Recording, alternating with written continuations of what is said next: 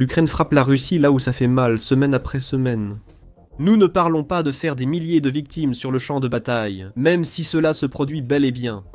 Nous ne disons pas non plus que l'Ukraine détruit beaucoup de blindés et de défense aérienne, même si cela arrive. Nous parlons du véritable coup de maître de l'Ukraine, des frappes incessantes contre les raffineries de pétrole russes. Ces frappes ont réduit la capacité de raffinage de la Russie au point que Vladimir Poutine commence à désespérer. Le président russe n'a pas d'autre option. Poutine est allé supplier la Biélorussie pour obtenir de l'aide, alors que l'Ukraine a tout pris à la Russie. Et quand nous disons tout, nous le pensons vraiment. Le 1er octobre, le Kyiv Post a publié un article dans lequel il soulignait que les frappes de l'Ukraine contre les raffineries de pétrole russes ont désormais éliminé 38% de la capacité de raffinage de la Russie. C'est un tiers de la capacité de raffinage de la Russie qui a disparu, envolé comme par magie. Du moins, jusqu'à ce que la Russie parvienne à réparer les dégâts causés par l'Ukraine. C'est plus facile à dire qu'à faire. Depuis 2024, l'Ukraine cible les raffineries russes. Au départ, l'impact était limité, mais aujourd'hui, la stratégie ukrainienne a changé. Elle n'attaque plus une raffinerie seule, puis l'abandonne jusqu'à sa réparation par la Russie. L'Ukraine frappe une raffinerie, puis elle frappe encore et encore, ne laissant aucune chance à la Russie de remettre l'installation en service. Les réparations progressent lentement, et dès qu'elles se terminent, une autre zone de la raffinerie est détruite et doit être réparée. Les pièces nécessaires à ces réparations manquent en raison des sanctions occidentales. Grâce aux sanctions et à la stratégie ukrainienne, la Russie a déjà perdu 38% de sa capacité de raffinage et pourrait en perdre encore plus si la guerre continue.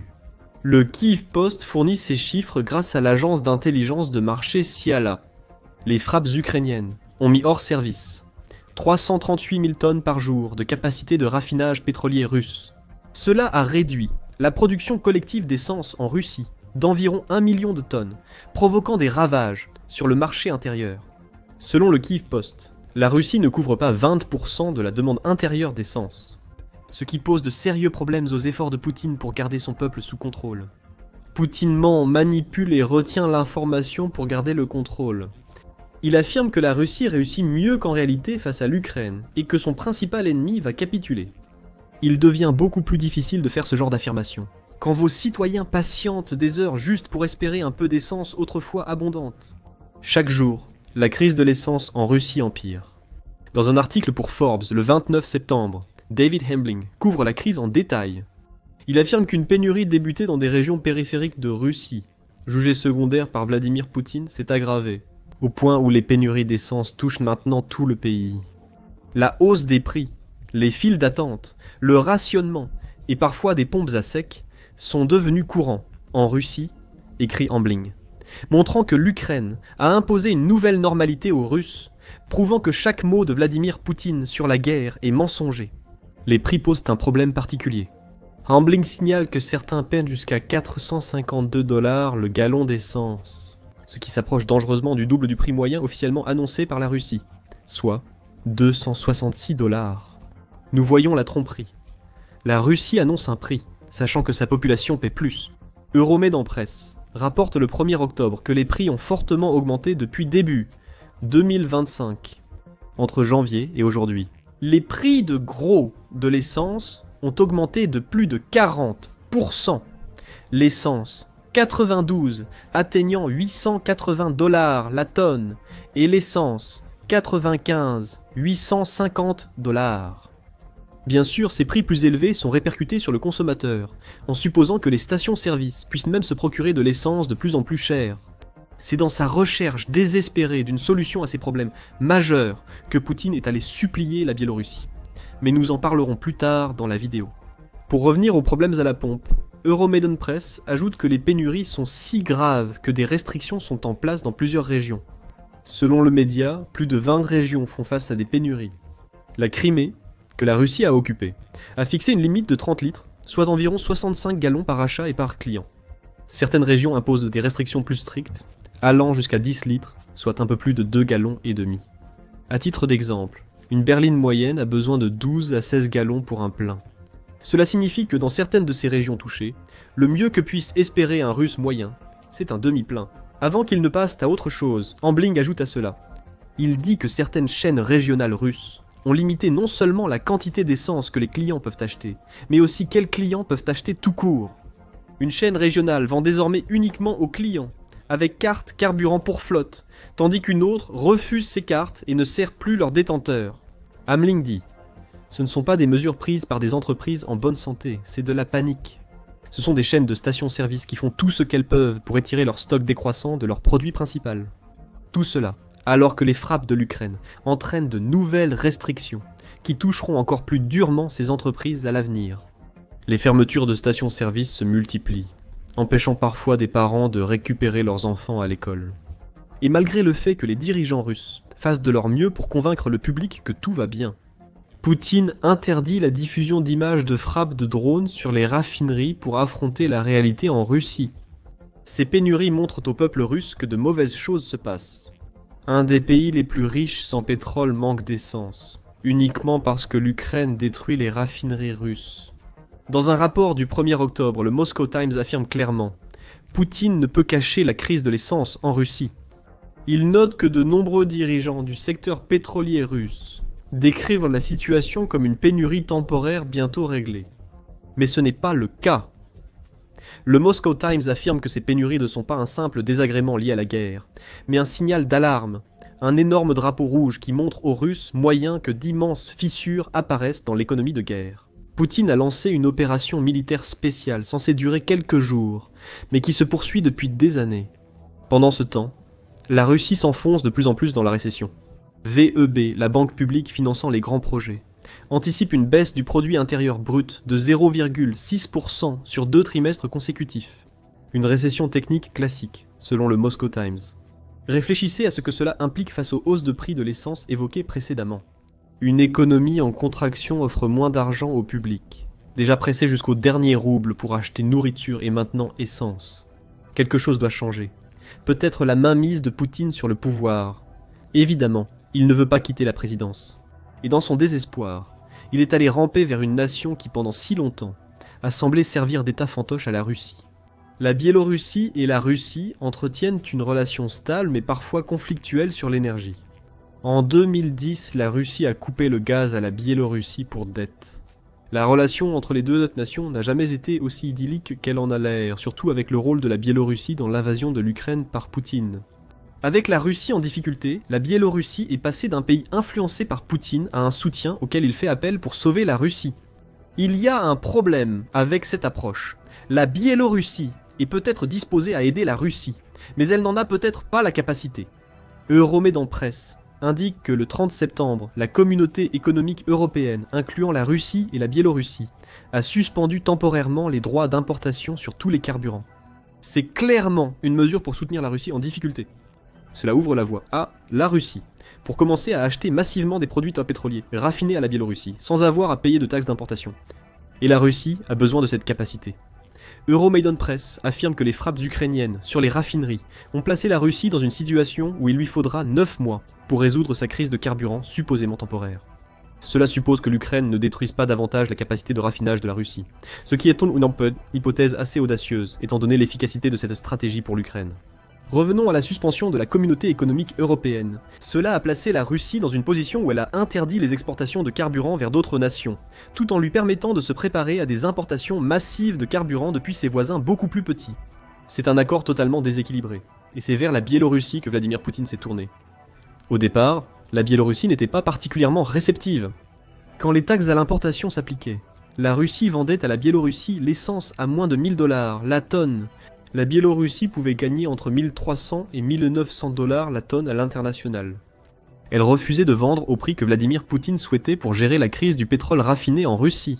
En août, Euromaidan Press affirme que la Biélorussie a même annoncé qu'elle limiterait ses livraisons de carburant à la Russie. En réalité, ce n'était pas le cas. Entre juillet et septembre, la Biélorussie a vendu 36% de produits pétroliers en plus à la Russie, via la bourse de Saint-Pétersbourg, par rapport à la même période en 2024, soit 90,7 000 tonnes. Parmi ces produits, les deux plus importants pour la Russie sont l'essence et le diesel.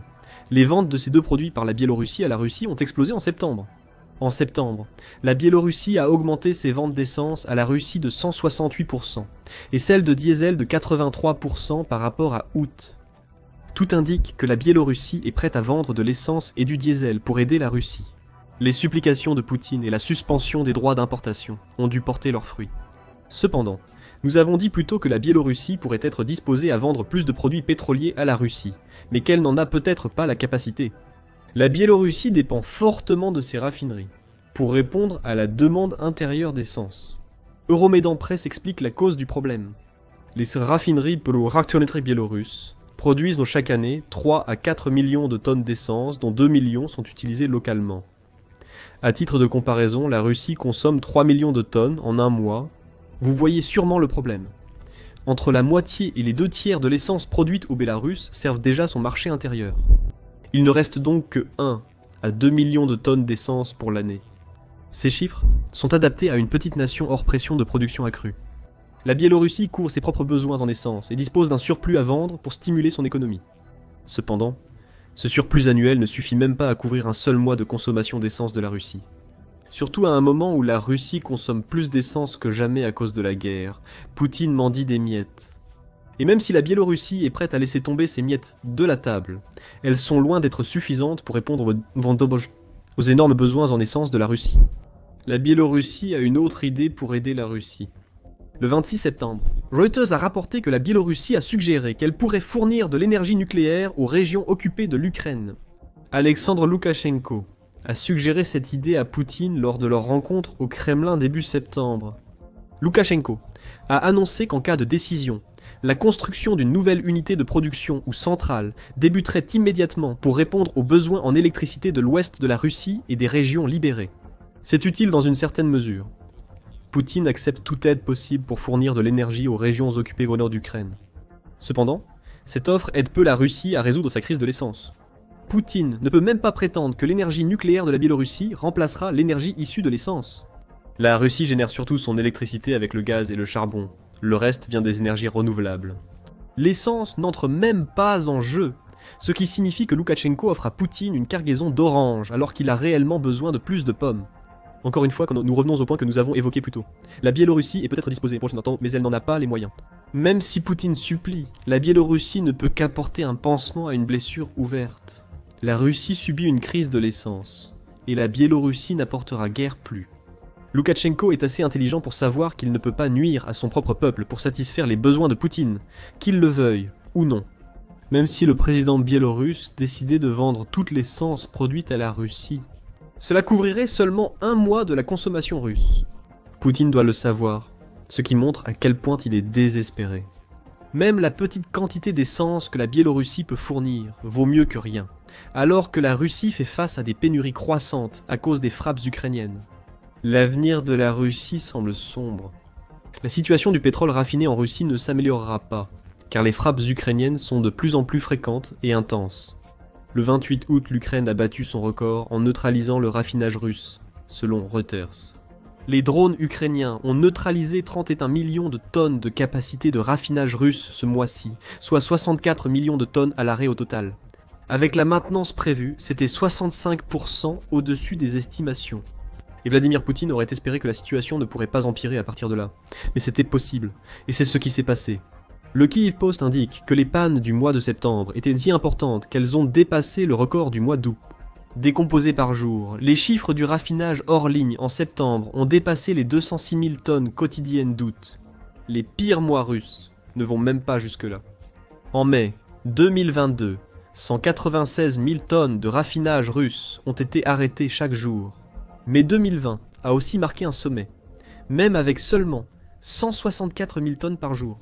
Des records sont battus, et ce ne sont pas les types de records que Poutine veut voir.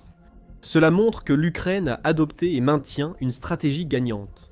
Rien ne permet de penser que l'Ukraine cessera soudain ses frappes sur les raffineries, alors que la Russie traverse une crise de l'essence. Elle a également frappé plus de 24 des principales raffineries de Russie depuis le début du mois d'août. Le Kyiv Post indique qu'environ 70% des pannes signalées par ces raffineries ont été causées par les drones ukrainiens. La Russie paraît impuissante face à ces frappes, c'est le principal problème de Poutine. La Russie a perdu 1224 de ses systèmes de défense aérienne depuis que Poutine a lancé son invasion, selon le ministère ukrainien des Finances. L'ampleur même de ces pertes crée une situation où les défenses intérieures de la Russie sont étirées au maximum. Si Poutine ne transfère pas les défenses aériennes russes vers l'Ukraine, celle-ci pourra causer plus de dégâts à ses forces. En déplaçant ses défenses aériennes, Poutine crée des failles exploitables par les drones longue portée ukrainiens. Exploiter, c'est bien ce qu'elle fera. L'Ukraine produit déjà des millions de drones par an. Le Conseil de l'Atlantique estime qu'avec un financement occidental, l'Ukraine pourrait doubler ses 5 millions de drones annuels, assez pour submerger les défenses aériennes russes. Et devinez quoi ? Le 1er octobre, la présidente de la Commission européenne, Ursula von der Leyen, a annoncé un nouvel accord avec l'Ukraine. Cela verra l'Union européenne allouer 2 milliards d'euros, soit environ 235 milliards de dollars à l'Ukraine pour la production de drones. L'Europe sait que l'Ukraine a une stratégie gagnante, et qu'avec ce financement, elle pourra produire plus de drones longue portée. Ceux-ci ont forcé Poutine à se rendre en Biélorussie, la casquette russe à la main. C'est un véritable retour à la réalité pour le dirigeant russe. La crise actuelle n'est pas le résultat de la stratégie de l'Ukraine, mais seulement son commencement. Avec un nombre record de drones, l'Ukraine pourrait frapper plus souvent et plus fort les raffineries. Bientôt, jusqu'à 50% de la capacité de raffinage russe pourrait être hors service, contre 38% actuellement. Le pansement biélorusse ne suffit déjà plus à résoudre le problème. Et cela finira par ne plus avoir d'importance si l'Ukraine continue simplement à faire ce qu'elle fait. Alors que la Russie est aux prises avec sa crise du carburant. Les frappes en profondeur de l'Ukraine ont également un impact sur l'économie du pays. C'est ce qu'affirme l'état-major général des forces armées ukrainiennes, qui soutient que les attaques de l'Ukraine sur le territoire russe ont coûté à Poutine plus de 74 milliards de dollars. Depuis janvier 2025, cela équivaut à environ 4% du produit intérieur brut annuel de la Russie. Cela peut ne pas sembler beaucoup en pourcentage, mais c'est une perte considérable pour un pays qui est déjà confronté à une crise économique grandissante. Donc non, les frappes de drones de l'Ukraine ne vont pas s'arrêter. Elles donnent trop de bons résultats pour l'Ukraine. Donc Vladimir Poutine ne peut pas s'accrocher à l'espoir que l'Ukraine va céder. La crise du carburant en Russie, qui va déjà prendre au moins 9 mois à résoudre, ne va faire qu'empirer. Nous assistons peut-être à l'agonie lente d'une superpuissance énergétique mondiale. Après tout, la Russie est bâtie sur une fondation de vente de pétrole et de gaz. L'Institut d'Oxford pour les études énergétiques affirme que les revenus du pétrole et du gaz représentent environ 20% du produit intérieur brut de la Russie et jusqu'à 50% de ses recettes budgétaires fédérales totales. Au cours d'une année donnée, plus l'Ukraine attaque les raffineries et autres infrastructures énergétiques de la Russie, plus ces chiffres vont baisser. Après tout, la Russie ne peut pas vendre un produit qu'elle produit en quantité si limitée qu'elle n'arrive même pas à satisfaire son propre marché intérieur. L'appel désespéré de Poutine à la Biélorussie a reçu une réponse, mais cela restera sans effet vu la faible production d'essence du pays. Poutine n'a qu'une seule issue à cette crise. Il doit mettre fin à la guerre en Ukraine avant que la guerre en Ukraine ne mette fin à son pouvoir. Bien que la Biélorussie semble prête à aider Poutine, même si son aide reste limitée, le dirigeant russe doit se garder de trop compter sur cet allié. La Biélorussie n'est pas en très bonne posture elle-même. Le pays est en train de s'effondrer alors que la guerre de Poutine détruit tout, au point que la Russie pourrait ne plus pouvoir compter sur la Biélorussie encore très longtemps. Regardez notre vidéo et abonnez-vous à The Military Show pour suivre la crise du carburant russe due aux drones ukrainiens. Merci de votre attention.